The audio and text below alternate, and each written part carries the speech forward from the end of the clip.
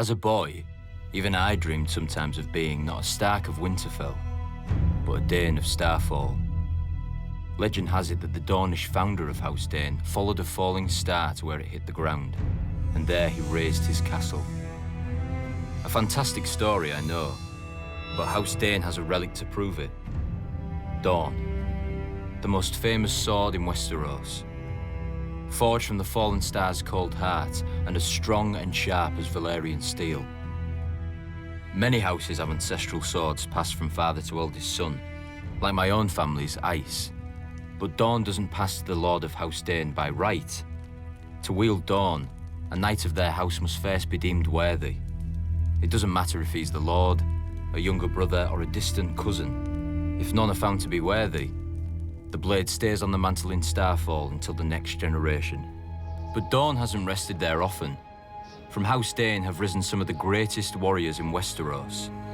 Valyrian Dayne, who was a king and the greatest knight in Dawn before he was defeated by Nymeria.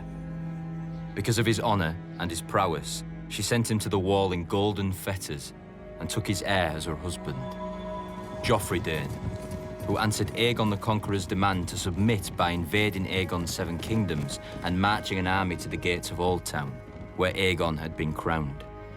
And the greatest of them all, Sir Arthur Dayne, the Sword of the Morning. During the reign of the Mad King, a band of outlaws calling themselves the Kingswood Brotherhood terrorized the forest outside of King's Landing. Every force sent after them either returned empty-handed or vanished into the woods, never to be seen again. The king was furious and dispatched Sir Arthur of his own Kingsguard to deal with the threat. Sir Arthur didn't put the villagers to the question or set fire to the woods to smoke out the Brotherhood, as other forces had done. He paid the small folk for the food his men ate, brought their grievances to the king, even won them the right to take a few of the king's deer during the autumn. The forest folk had looked to the outlaws to defend them, but Sir Arthur did more for them than the outlaws could ever hope to do. When a villager led Sir Arthur and his knights to the outlaws' secret camp, the Brotherhood, to their credit, didn't flee.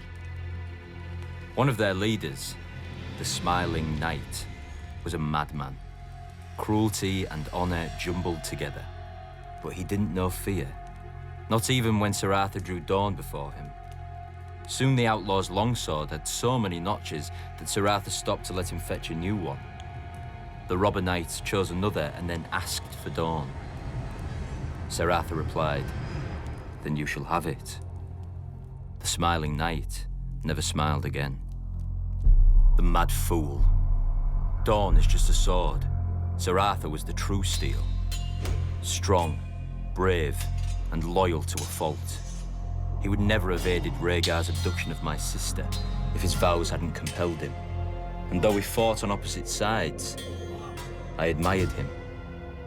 When I was younger, I wanted to be him. Every boy did. And I killed him. Not in single combat, but as he was on his knees, a dagger in his back. I'll never forget the look in his eyes. He wasn't angry or betrayed. He'd done his duty to the last, even though he found it dishonorable, and even though he knew what awaited me in that tower. Sir Arthur Dayne died the greatest knight who ever lived. After Robert's coronation, I returned Dawn to Starfall. One day, House Dayne will raise a worthy successor to Sir Arthur. Until then, Dawn gathers dust above the fire, with the dream of every boy in Westeros.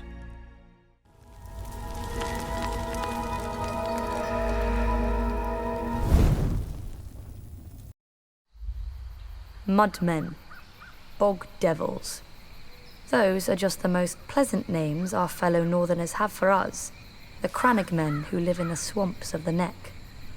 Because we do not live in castles like them, because we do not farm like them, because we are not tall or rich like them. But through our veins flows the same blood of the first men, and, at times, maybe something more. We still live much as they did, on floating islands in houses of thatch and woven reeds. We fish, hunt, and tell our children of our heroes. the Knight of the Laughing Tree who fought in the year of the false spring, the last Marsh King who challenged the Starks and lost his crown and his daughter, and other stories, older still, since lost to the world. The Neck was not always a swamp. In the Dawn Age, it was as dry and fertile as the rest of the North. But during the war with the First Men, the Children of the Forest brought down the Hammer of Waters on the Neck, trying to break Westeros in two. When the waters finally receded, they left the bogs and swamps we know today. Many of the First Men decided to fight on, but my ancestors wisely chose to heed the children's power and advance no farther. They beat their swords into frog spears and fish hooks, and settled a land forever devastated by the folly of war. Unlike the rest of Westeros, we keep no garrisons and raise no soldiers for petty spats with our neighbours. Our land protects its own. An outsider will find in the Neck an endless morass of suckholes, quicksands, and green grass that looks solid to the unwary eye, but turns to water the instant you tread on it. If you're lucky enough to be armoured, you'll only drown inside your own steel. If you're not, you get to meet what swims in that water. Serpents and monstrous lizard lions with teeth like daggers and never enough to eat. Don't worry. Only your horse will live long enough to feel their poisons burning through it. If you somehow survive all this, you may find that a well-placed dart can be as deadly as any blade. Not that you'll see us blowing it your way. Since the fall of the last Marsh King, House Reed has ruled the Neck beneath the banner of a black lizard lion on a grey-green field. We are not wealthy, powerful, or known even to our own countrymen. Our home, Greywater Watch, is no castle you've ever seen. And seeing it once does not mean you'll ever find it again. For Greywater Watch moves. Many would-be conquerors have died trying to find us. With war all around and our Stark Lord besieged on all sides, many more will doubtless soon try. They will look at us on a map and see a stranglehold for the north. And they will forget that the sea itself once entered the Neck, and not all of it returned.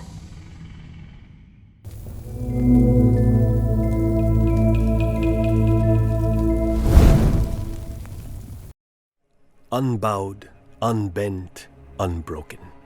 The words of House Martell, a promise to our enemies and a challenge to our lovers. Thousands of years ago, the warrior queen Nymeria crossed into Dorne from Essos, fleeing the dragon lords of Valyria. After she landed, she burned her ships, all 10,000 of them, so no cowards could slink home. What a woman! Dornish in spirit before she ever was in flesh. She was lucky to land in Dorne, where powerful women are not locked away in septs and the beds of old men. My ancestor Mors Martell saw her and desired her, and proved that where armies fail, a tongue may succeed. Wedding his strength to hers, his spear to her son, they subdued all his rivals together. After the tradition of her people, House Martell then ruled Dorne as princes, not kings. Unless the eldest child was a daughter, for unlike the rest of Westeros, our loyalty isn't commanded by a cock. We follow a prince or a princess Martell just the same. And we always have. Some people forget that Aegon Targaryen crowned himself lord of 6 kingdoms, not 7. When his sister marched on Dorne, she found no mighty hosts drawn up against her for her dragon to burn and her soldiers to slaughter. The sands swirled, men died, and her dragon saw nothing. The sun shone, men died, and her dragon bowed to our greater fire. The Targaryens retreated with their tails tucked between their legs. Of course, in later years, his descendants would try again. Daeron the First succeeded at great cost and reigned in Dorne for a few glorious months. One night, his steward pulled down a sash by his bed to summon his consorts. Instead, the canopy split open and 100 red scorpions fell on him. He was a Tyrell. You would think he would be used to getting stung. Within a fortnight, House Martell again ruled a free Dorne. Eventually, after centuries of courtship, House Martell got into bed with the Targaryens. We took King Daeron II and his sister for our own before they could take each other, and 6 kingdoms became 7. Even now, I do not blame my ancestors. One look at those long, silver locks. It is not every day a man gets to ride a dragon. But they soon learned that you can't leap off a dragon at will. My sister Elia, she married Prince Rhaegar Targaryen and became the princess she already was. In Dorne, she walked among vipers, and none would bite her. In King's Landing, she found herself surrounded by lions. When Robert Baratheon rebelled against his rightful king, his future father-in-law, Tywin Lannister, ordered his beast, Gregor Clegane, to rape and murder my sister, along with her helpless children. And men called the Lannisters heroes. Now, Lannisters sit on the Iron Throne, surrounded by the blasted swords of Aegon's broken foes. I wonder if they remember, as I do, that none of those swords are ours. I wonder if they see, as I do, my sister's red blood soaking into the stones of their precious red keep. Maybe they need reminding.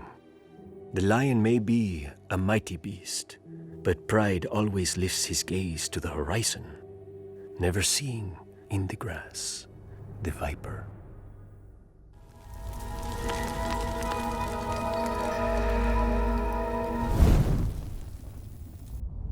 Like the Starks, the blood of House Bolton runs back to the first men. Singers call those times the Age of Heroes, a mask for a savage world that bred savage men. The Lannisters swindled their enemies, the Storm Kings hammered them, and the Starks cut off their heads. In such company as this, were the Boltons really so indelicate? Unlike some other houses, my ancestors owned the Bolton words, "Our blades are sharp." They passed down not a Valyrian greatsword, but a knife, honed and thin enough to fit between the topmost layer of skin and the tissue below, and peel. For as we all learned as children, a naked man has few secrets, a flayed man none. In those dark days, they say that some of my more willful forebearers would even wear their enemies' skins as cloaks. But no such tokens remain, if they ever existed. Certainly not hanging in some secret room in the Dreadfort, as old wives and fools insist. I suspect my house itself was responsible for spreading such rumors in the first place. Few weapons are as effective as terror, and this was an age of war. House against house, brother against brother. The Iron Men were on the rise, and never far from our shores. We must have seemed ripe for the taking, too busy fighting each other to deal with the raiders as they deserved. Thus the Starks took it upon themselves to unify the North, under them. They drove the pirates out of White Knife and claimed the eastern coast, and married the Marsh King's daughter for the neck. A Stark wrestled for Bear Island and won. Or so they say. Silly stories. Blood and Steel won the North, and the Starks had the most of both. After years of war, my ancestors gave up their barbaric practices and bent the knee to their new kings. Thus House Bolton became what we are today, loyal bannermen and staunch ally to the Starks, and the second greatest house in the North.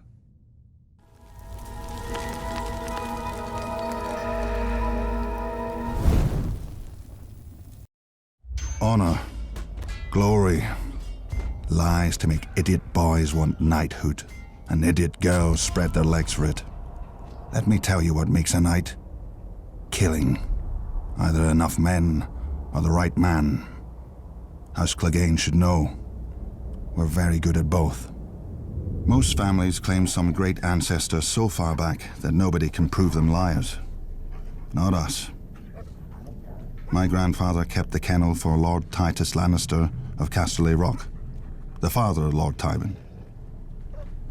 Lord Titus was a weak man who didn't know it, One day while hunting, he stumbled on a lioness. Instead of embracing the man who wore her on his banners, she tried to tear out his throat. Lucky my grandfather came up with the dogs and drove the big cat away. As a reward, the Cleganes got lands and a keep and a son to squire for the Lannisters. We took the 3 hounds who died for them as our new sigil. When Tywin Lannister became Lord of Casterly Rock, he wanted more from his former kennel master than fealty. He bet that training hounds to kill isn't far from training boys to kill. In just 2 generations, my brother Gregor and I proved him right. I gutted my first man at 12. Years after, servants started disappearing in our keep, and even a sister I don't remember. But nobody could prove anything against Gregor, or dared if they caught him at it. For my father wanted a knight in our family, and thought he'd found one in Gregor, who at 13 towered over enough men that they called him the Mountain. Sure, Gregor looks quite the champion from a distance, but a mountain can't cleave a man in half with one blow, and won't break a wench's face if she talks. Through Lord Tywin's influence, Prince Rhaegar Targaryen kindly anointed my brother personally. A great honor for our family, everyone said. 1 year later, Sir Gregor chivalrously sacked the prince's city, brained the prince's baby, and raped and murdered the prince's wife, winning our family yet more honor from the new king and queen. Soon after, my father died. They say in a hunting accident. The same day that Gregor became lord of the Clegane lands, gold and anything under his roof, I left our home to take service at Casterly Rock. Lord Tywin is not like his father. Neither is King Joffrey, or the likes of me would never be on the King's Guard, with all those true knights. Between them, a man who serves the Lannisters will never lack for killing. I'll guard this king, such as he is. Gregor will kill the other ones, such as he does. When we're done, we'll see how many people still believe in songs and fairy tales.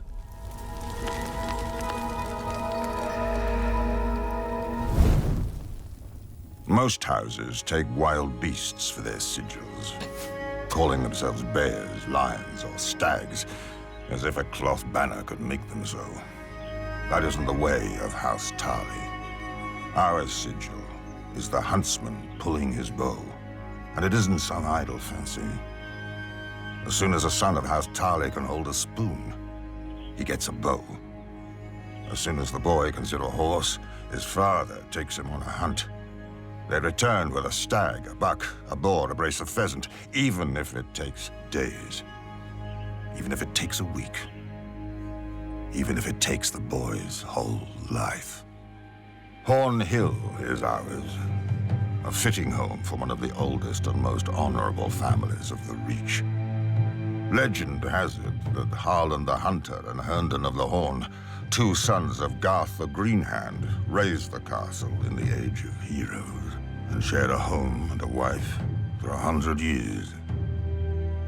Most of the great houses spout such nonsense about their origins. At least my family doesn't claim some long-lost ancient crown like the rest of them. House Tully breeds soldiers, not kings. When House Gardner ruled the Reach, we served them well and loyally. When House Gardner died, and Aegon gave the Reach to their stewards, the Tyrells, we served them well and loyally. We know our place, even if the Tyrell women don't. When Aegon's son faced rebellion from the Vulture King of Dawn, my ancestor, Savage Sam Tully, led the royal forces on a vulture hunt. Heartsbane, our ancestral Valyrian sword and the pride of our house, soon ran red from point to hilt with rebel blood. When Robert Baratheon rebelled against Aerys, I led the Tyrell van and handed him his only defeat in the war at Ashford. But a hunter knows that a moment's slip can cost him the game. Great houses have fallen from a single weak heir. Samwell looked like a son when he was born, but he grew up plump and soft as a daughter. I'd catch him in the kitchen shoving cakes into his ever-growing mouth, or reading in the garden when he was supposed to be training. I brought masters at arms from all over Westeros to make a man of him. He slept in chainmail, bathed in bull's blood, was dressed in his mother's clothes and paraded through the castle to shame him into valor. He only grew fatter and more craven. I despaired of the future of our house until my wife gave me another boy, Dickon, a real son and worthy heir. Or he would have been, if Sam wasn't squatting in his way. One morning, I had Sam brought into the woods outside the castle. I told him he'd given me no cause to disown him, but Heartsbane should go to a man strong enough to wield her. And Sam wasn't worthy to touch her hilt. Either he would take the black and renounce all claim to his brother's sword and title, or I would hunt him down like the pig he was. Of course, faced with danger and exertion, he chose the coward's path and waddled north to the wall. Some may call me cruel for what I did, but I don't care.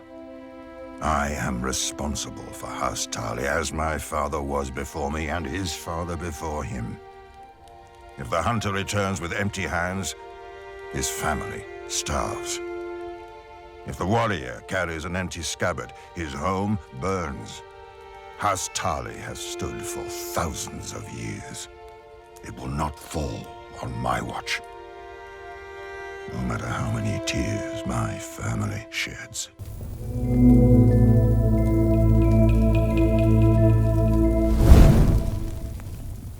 On the far western coast of the continent, high atop a rocky promontory overlooking the Sunset Sea, sits Casterly Rock, ancestral seat of House Lannister.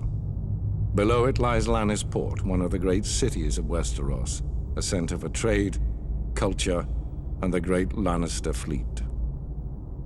There are a number of gold and silver mines in the Westerlands, making it the richest region in all of Westeros.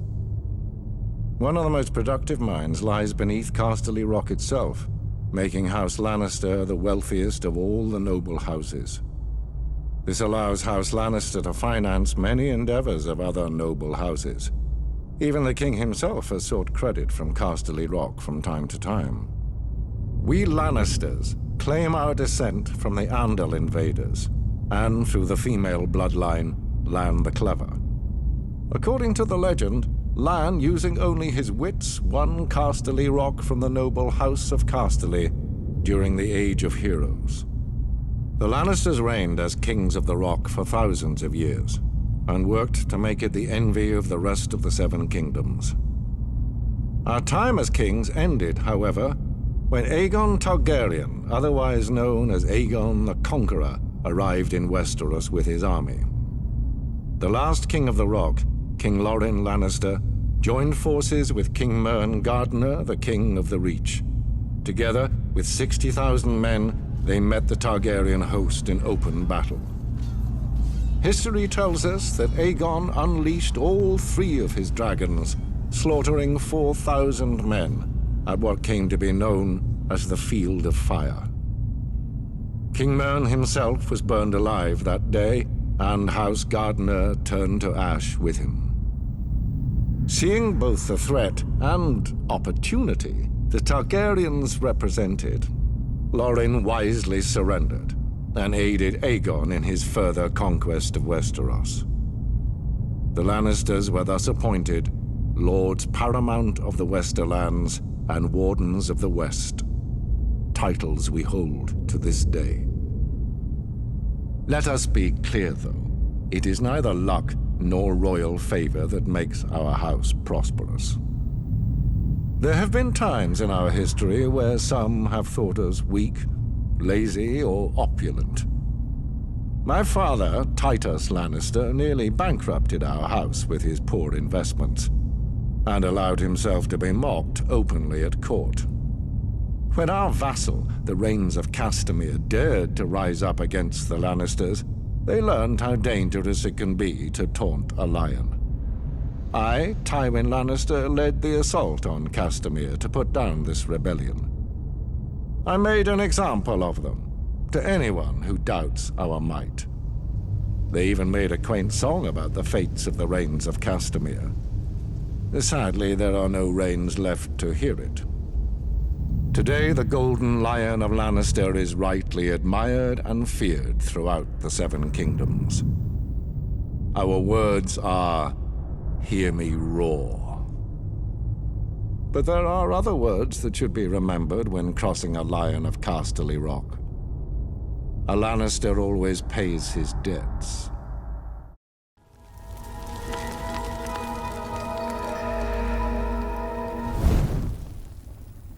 Other houses chose dragons, krakens, and lions for their sigils.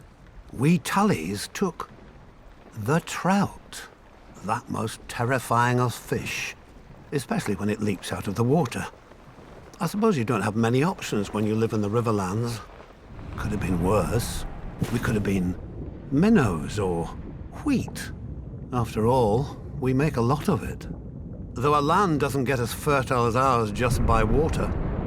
The old River Kings, Storm Kings, and the Kings of the Rock spilled blood here for thousands of years, squabbling like children over a new toy, until the Ironborn came and spanked them with their axes. Under Arryn the Black, their kingdom stretched all the way to the God's Eye, where they built the largest castle Westeros had ever seen.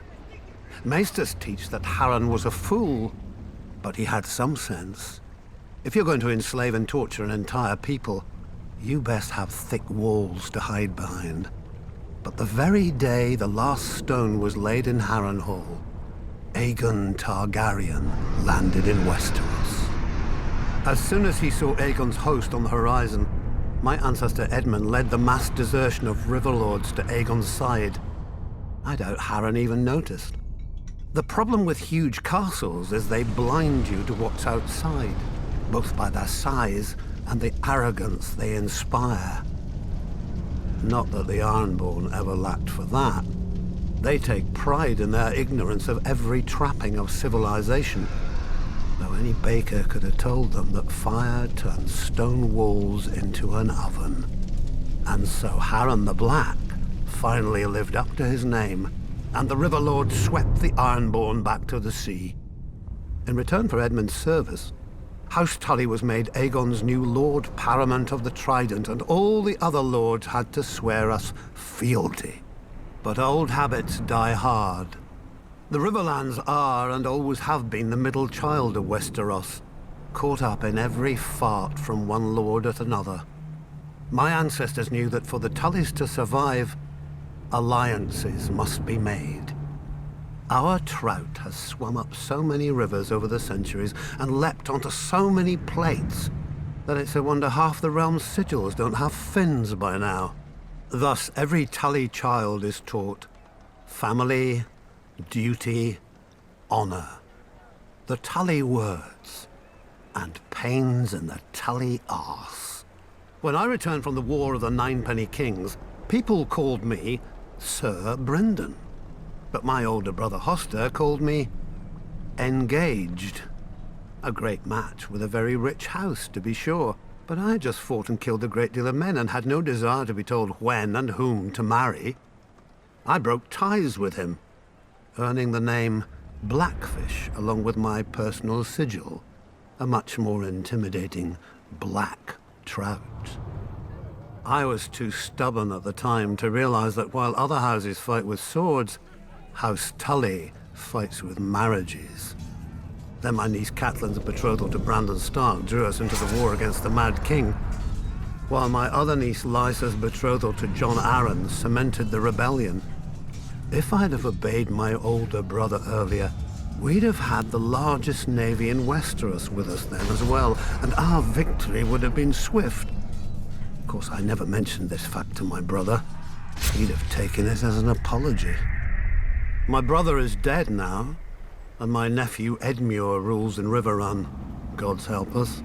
A trout that can't tell the worm from the hook. But he is a Tully, and he is unmarried, and there is a war. We all know how this story ends. Maybe she'll be beautiful. Maybe she'll be rich. As long as she brings swords and men to House Tully, she could look like the fish we hang all over Riverrun. He'll honor his duty to family and swallow it. One blackfish per family can be overlooked. 2, and we'd have to change all those pretty banners.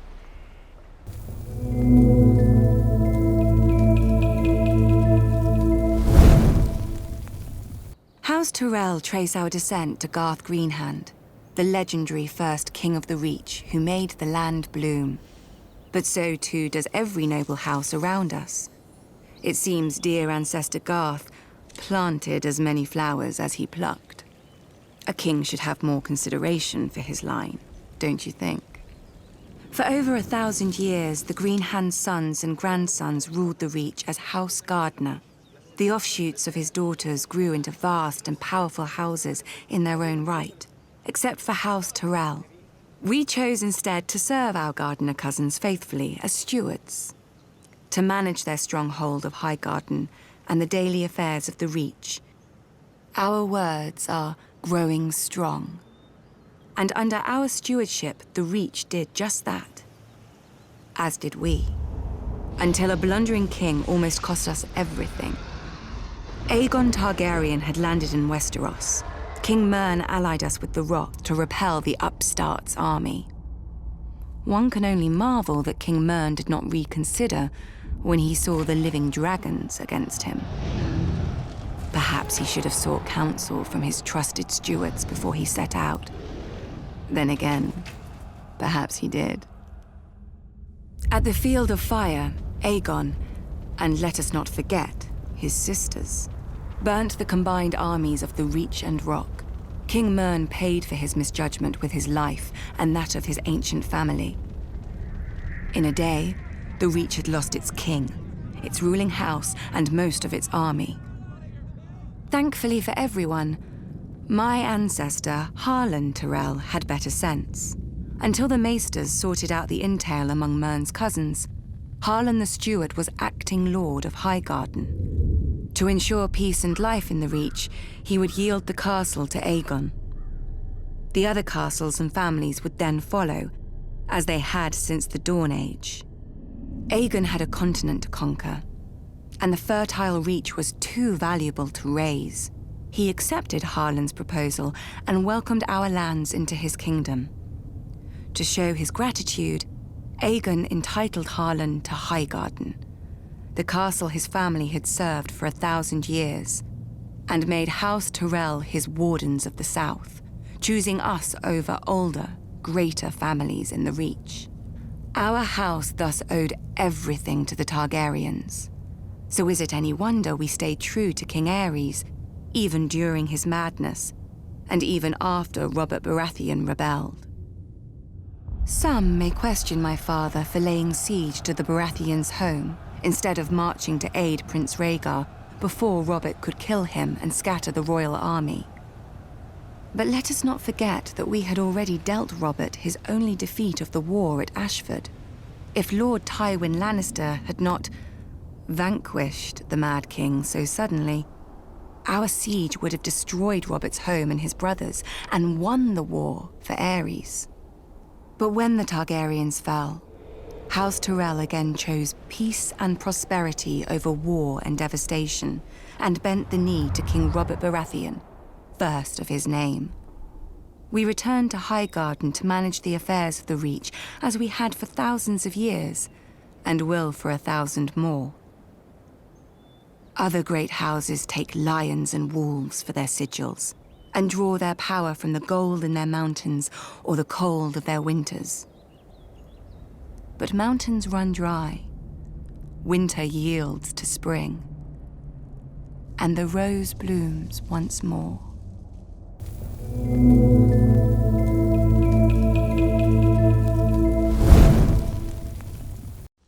Targaryen dynasty united the Seven Kingdoms and lasted nearly 3 centuries.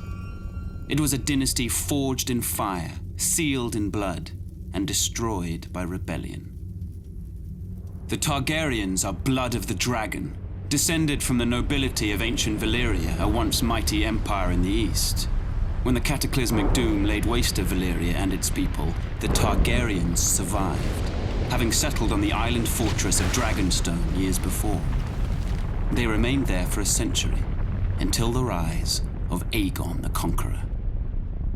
Instead of attempting to reclaim the eastern lands of his ancestors, Aegon sailed west for the Seven Kingdoms, his sisters Visenya and Rhaenys at his side. To keep the bloodlines pure, Aegon continued the custom of his Valyrian ancestors and took both of his sisters to wife. Together, they came ashore on the eastern coast of Westeros, their blazon a dragon with 3 heads, representing Aegon and his sister wives. Their words, fire and blood. While their host was small in comparison to the armies of Westeros that awaited them, Aegon and his sisters had a secret weapon, the last of the dragons. He conquered every kingdom save Dorne, which eventually bowed to Targaryen rule a century later. He had the swords of his enemies melted down by the fiery breath of his dragon, Balerion the Black Dread, and forged into the Iron Throne. The capital city of King's Landing was built on the eastern coast, where Aegon and his sisters first came ashore, and Aegon ordered the construction of a royal castle on its highest hill, the Red Keep. For 300 years, the Targaryen dynasty stayed strong in the face of rebellion, civil war, and plague.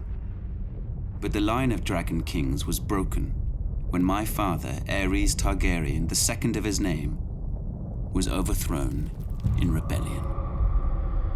My father was betrayed and slaughtered by Ser Jaime Lannister, a member of his own Kingsguard. His son and heir, my brother Rhaegar, perished on the field of battle at the hands of Robert Baratheon, who claimed the Iron Throne for himself. And so today, the only surviving members of the storied Targaryen dynasty are myself, Prince Viserys, rightful King of the Andals and ruler of the Seven Kingdoms, and my sister, Daenerys. We were spirited away to the free cities of the East by loyalists. Here we have lived in exile ever since, dreaming of a day when we will cross the narrow sea and take back my father's throne.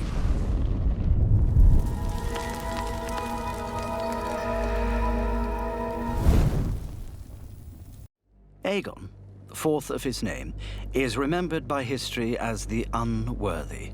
Quite a feat considering the other kings of Westeros. But even in a family not known for equanimity, Aegon stands out for spiteful incompetence.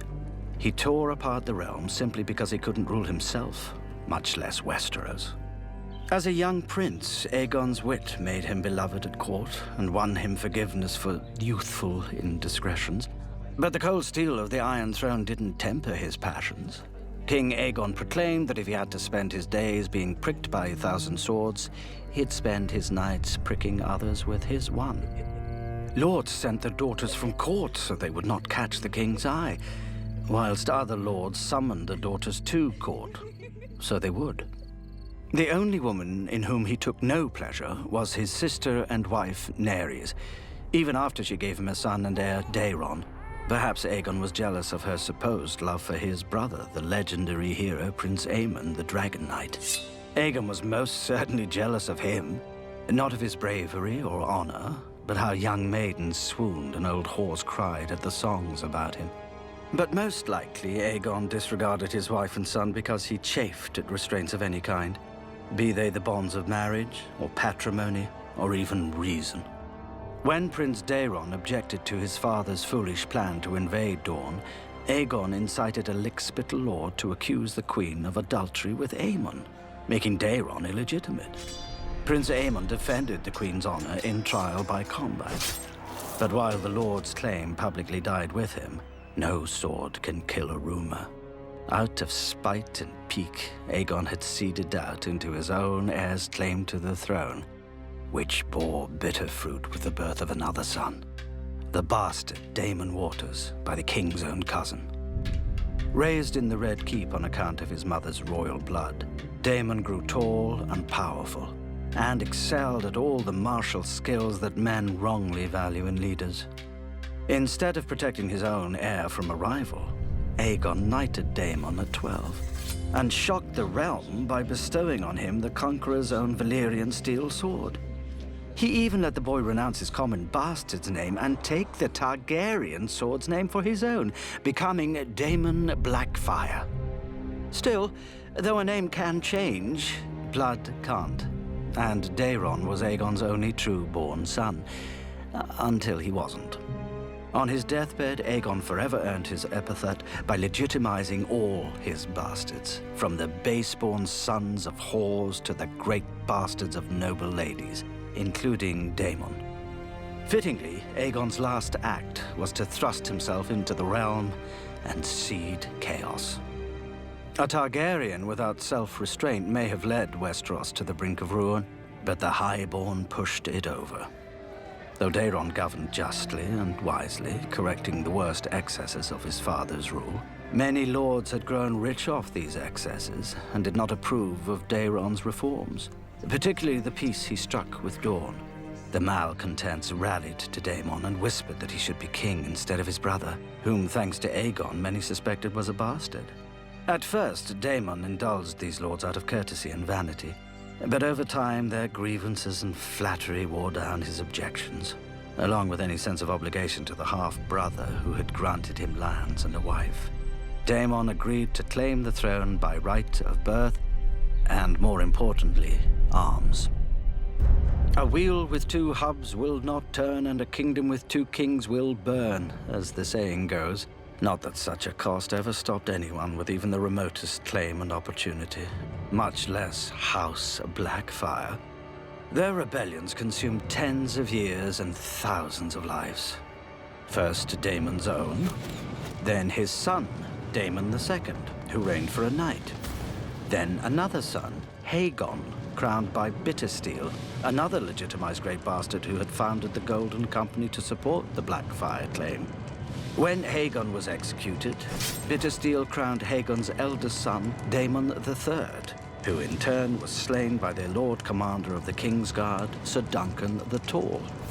Finally, Meleys the Monstrous fell to Sir Barristan Selmy in the War of the Ninepenny Kings, and the Blackfyre rebellion ended with the extinction of the entire line, as is appropriate. Fire is only black when it is burned to ash. Perhaps that was the true problem with the Targaryens. The blood of the dragon runs hot, and fire consumes. Perhaps what Westeros needs is a ruler born not from fire, but from snow.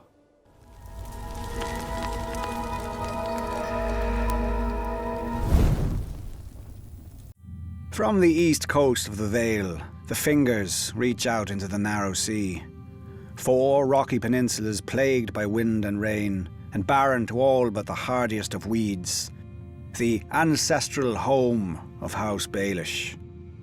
Our house began with my great-grandfather, a Braavosi sellsword who came to the Vale at the invitation of House Corbray.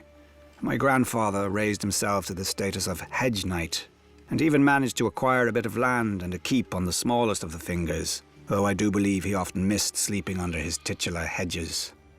The only thing worse than owning a dreary and desolate land is owning only a small portion of it.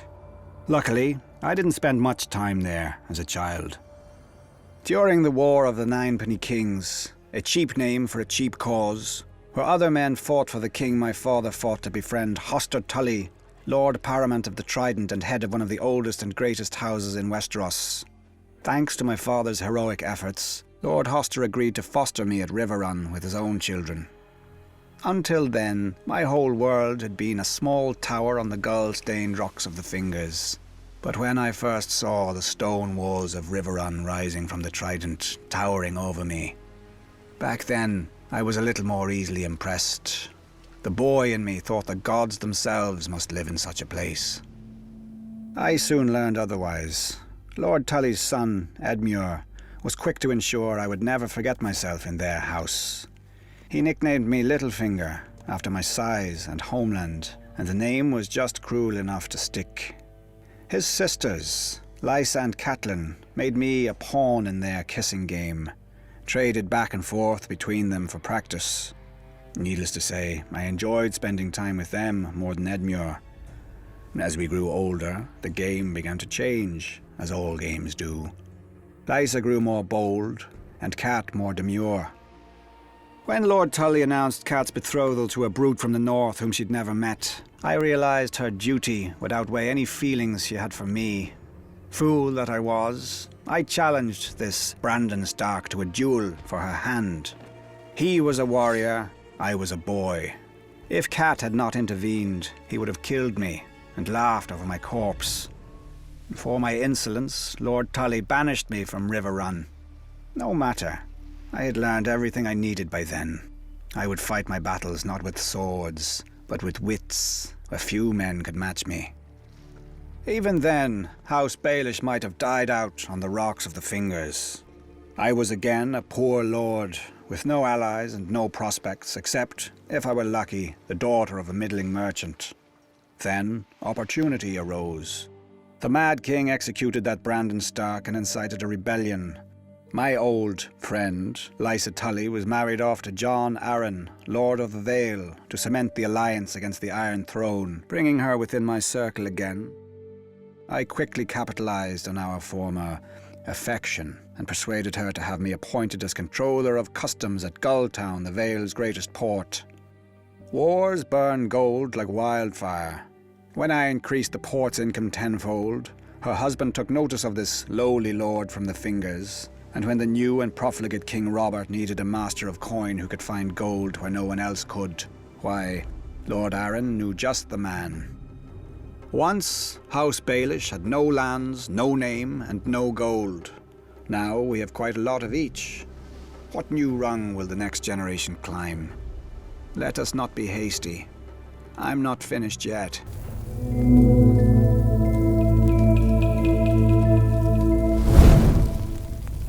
Where the north has its honor and the south its chivalry, the Iron Islands has its strength. We call ourselves the Ironborn, and we are warriors feared throughout the Seven Kingdoms. Or so we used to be. Unlike their mainland cousins, the first men of the Iron Islands never bowed to the old gods. Theirs was the drowned god, who made the Ironborn to reave and sack and write their names in salt, steel, and song, that his enemy, the storm god, could not wash away. We raised our kings from our own ranks, and used beaten foes as thralls to work our mines and farm our land. Or as salt wives, if a woman was pretty enough. Such was the old way, and while we followed it, we held sway wherever the waves were heard. When Aegon came demanding fealty, King Harren the Black ruled as far east as the Trident. Other kings like the Starks could kneel, but Harren was Ironborn, and the Ironborn must be beaten. In Harrenhal, he had the mightiest castle in Westeros, and the army to defend it. But Aegon did not intend a siege. He mounted his dragon and roasted Harren and all his sons in their tower, and the Old Way with them. Because of Harren's defiance, Aegon pushed the Ironborn back to our islands and gave the Riverlands to the Tullys. But he did allow the Ironborn to choose who would lead them. House Greyjoy had always been one of the greatest houses of the Iron Islands. We trace our descent from the Age of Heroes and the legendary Grey King, who took a mermaid to wife and made war upon the Storm God for 1,000 years. Blessed by the Drowned God, the Grey King fought and slew Naga, the great sea dragon, and took her fire for his own. This history made our ancestor Vicon Greyjoy the natural choice to lead the Ironborn after Aegon's conquest. For 300 years, House Greyjoy ruled the Ironborn. We styled ourselves Lord of the Iron Islands, King of Sultan Rock, Son of the Sea Wind, Lord Reaper of Pike. In truth, we were thralls. Our people still chanted, "What is dead may never die." But the Old Way had died. Until the Targaryens followed their dragons into the grave, and our Lord Father, Balon Greyjoy, rose against the new king, Robert Baratheon. He seized our ancient crown and sent our Iron Fleet against the Lannisters at Lannisport, burning all their ships before any could weigh anchor. Though Robert and Eddard Stark would later defeat him, they understood us no better than Aegon. The Greyjoy sigil is the Kraken. What it grasped once, it will never surrender. What is dead may never die, but rises again, harder and stronger.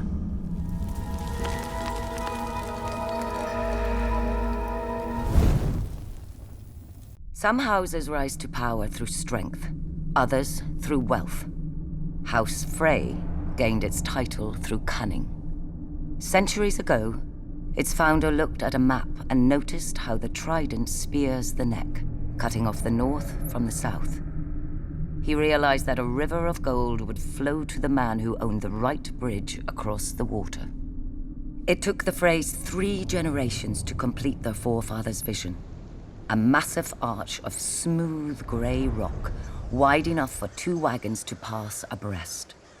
When they were done, they built high curtain walls, deep moats, and heavy gates to protect the approaches, and put up squat, ugly, formidable keeps on either bank. The Twins, commanding both road and river with arrow slits, murder holes, and portcullises.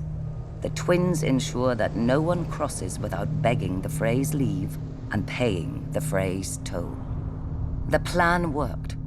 The family grew rich and powerful, exacting gold from lords, merchants, and poor farmers.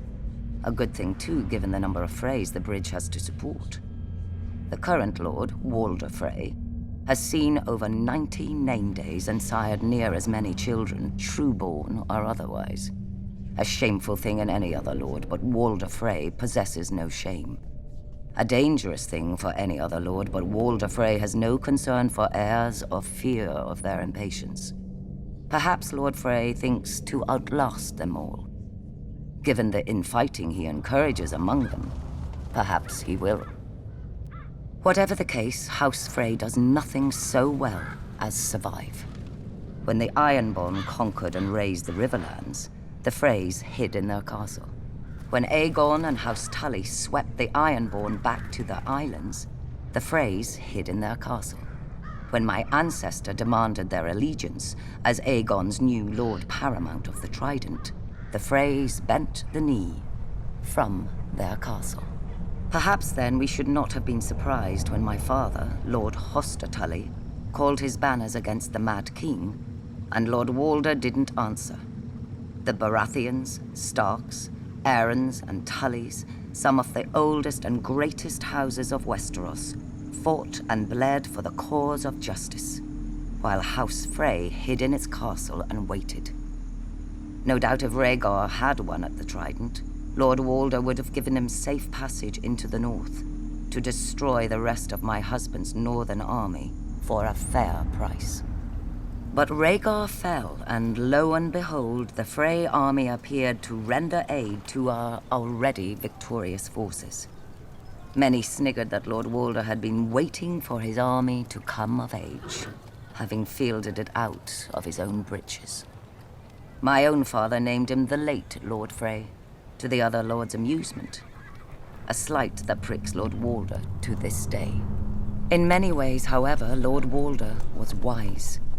We had no guarantee of victory, and had he fought with us from the outset and we failed, he would have lost the bridge his family was so proud of. More pride than honor. Those should be the words of House Frey. Yet part of me wonders if Lord Walder waited not out of fear but hope, that we would be destroyed, leaving him to assume my family's place as Lord Paramount of the Trident, to buy the respect they've always wanted but refused to earn. No, not even Lord Walder could be so disloyal.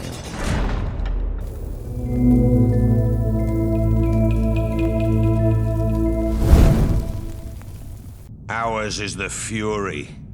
These are the words of the Black Stag of Baratheon.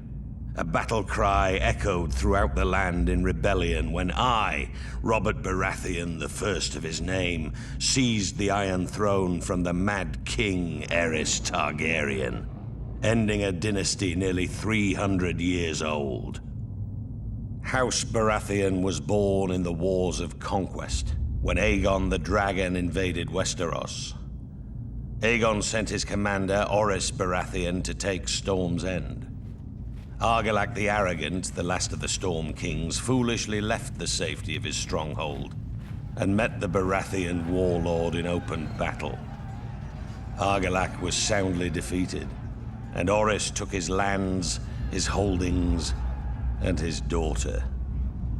Orys was said to be a half-brother to Aegon Targaryen. If this were true, a little blood of the dragon mingled with that of the stag in those days. The seat of House Baratheon is Storm's End, a legendary keep raised in the Age of Heroes. It overlooks Shipbreaker's Bay, where legend has it that Durin, the first Storm King, raised the keep with the aid of Bran the Builder of House Stark, forging a centuries-long connection with the Stormlands and the North. After Aegon's conquest of the Seven Kingdoms, the Baratheons remained loyal enough to the crown while Targaryen kings came and went. But loyalty has its limits. When Rhaegar Targaryen, Aerys' vile son and heir, abducted Lyanna Stark, my betrothed, my beloved, it was time to act. We raised our banners, Baratheon, Stark, Jon Arryn, and the Tullys, united in rebellion against Rhaegar and his father, the Mad King. We were victorious and took the Iron Throne. That bit of dragon blood in my veins came in well, as it made me a distant relation to the Targaryen dynasty blood of my long-lost ancestor, Orys. The truth of it is, I took it. I sit on the Iron Throne. I rule the Seven Kingdoms from the Red Keep.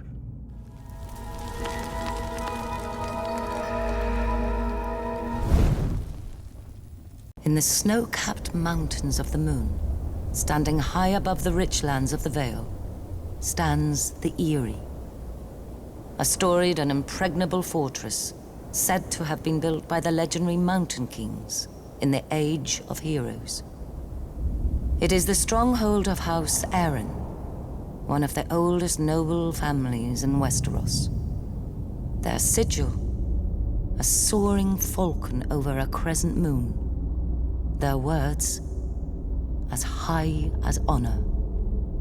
The Arryns are direct descendants of the Andal invaders, who sailed across the narrow sea and came ashore at the Fingers. According to legend, Sir Artus Arryn, known as the Winged Knight, soared through the sky atop a giant falcon, landing on the peak of the highest mountain where he defeated the Griffin King in battle. It was the Andals' first great victory over the First Men, and Sir Artus was duly rewarded. He was declared King of the Mountain and the Vale, and the region was renamed the Vale of Arryn. Thousands of years later, Aegon the Conqueror arrived in Westeros. House Arryn bent the knee to Aegon and his dragons, and were allowed to maintain the control of the region as Lords Paramount of the Vale and Wardens of the East. Over the centuries, House Arryn remained loyal to the Targaryen dynasty, until Lord Jon Arryn joined with Houses Baratheon and Stark in rebellion against Mad King Aerys. Upon winning the Iron Throne, Robert named Lord Jon Hand of the King, a position he held until his mysterious death.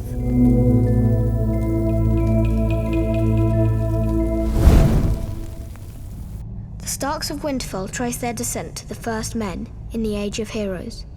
The family's founder was Brandon the Builder, who, in the aftermath of the Long Night, helped establish the Night's Watch. Legend has it he enlisted the aid of giants and the powerful magic of the Children of the Forest to raise the mighty wall, which has protected the realm for generations. He went on to build the ancestral seat of Winterfell and reigned as the first king in the north. The Starks reigned as kings for thousands of years, even withstanding the invasion of the Andals. As the southern kingdoms fell and the children of the forest were driven away, the north stood strong, maintaining its religious customs and its way of life. Eventually, the reign of the Kings of Winter came to an end with the coming of Aegon the Conqueror. After Aegon and his dragons destroyed the combined armies of the Reach and the Rock at the Field of Fire, King Torrhen Stark bent the knee and swore fealty to the Targaryen dynasty in order to spare the destruction of Winterfell and his people. He was forever after known as the King Who Knelt. As a reward for his submission, Aegon named Torrhen Lord of Winterfell and Warden of the North.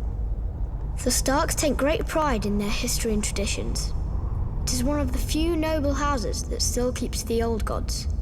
A sacred weirwood tree looms large in Winterfell's godswood. Its ancestral sword, Ice, was forged in ancient Valyria and has been passed down through the generations. House Stark remains steadfast in its support of the Night's Watch, even as the once illustrious order has fallen on hard times. Much like their sigil, the Grey Direwolf, House Stark is the stuff of legend in the north and throughout the Seven Kingdoms. And their family words, "Winter is coming," serve as a reminder of their beginnings in the wake of the long night and a grim portent of things to come.